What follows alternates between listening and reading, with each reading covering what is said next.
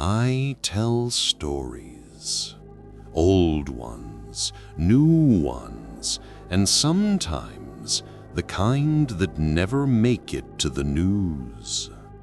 This one happened in 2016, right before Halloween. A quiet street, a row of houses wrapped in fake cobwebs, pumpkins flickering on every porch. But on one of those porches, something real was waiting. Something that didn't belong to any decoration. It started when a young man named Eric came home from work and found a mask lying on his doorstep.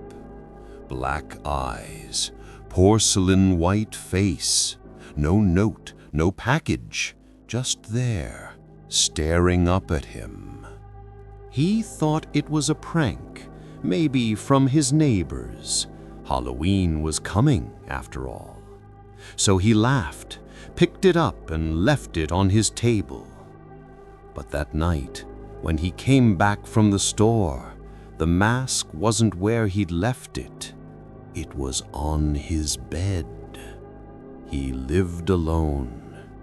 No pets, no roommate, no open windows, and yet there it was. He told himself it was nothing. Maybe he forgot. Maybe. On October 30th, Eric decided to wear it to a party. He pulled it over his face and looked in the mirror. It fit perfectly. Too perfectly. That's when he heard it, a whisper, soft at first, like a breath inside his ear. Eric. He froze, pulled the mask off.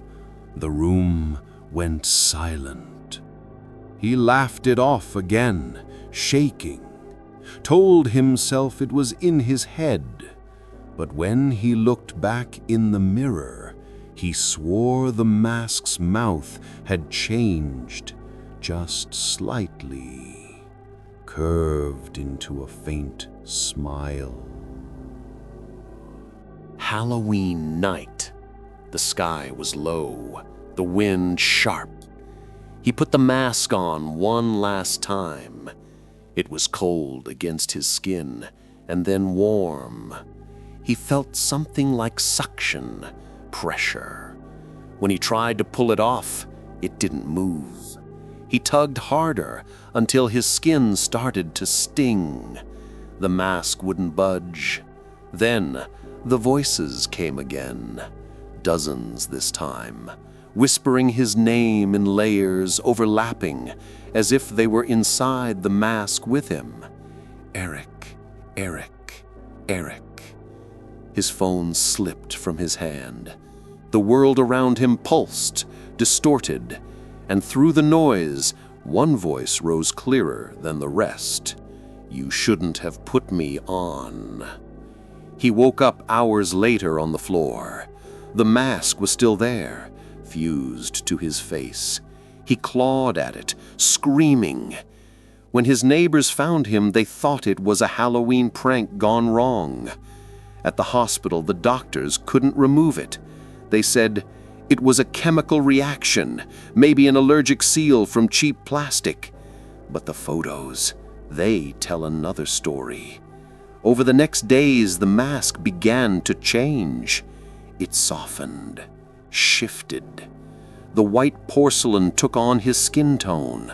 The black eyes began to resemble his, until one morning, there was no line between them anymore. The mask was his face. Eric stopped answering calls. He quit his job. Neighbors said they still saw him walking outside at night, wearing the same blank expression, the same fixed grin. Some claimed the mask wasn't just a thing.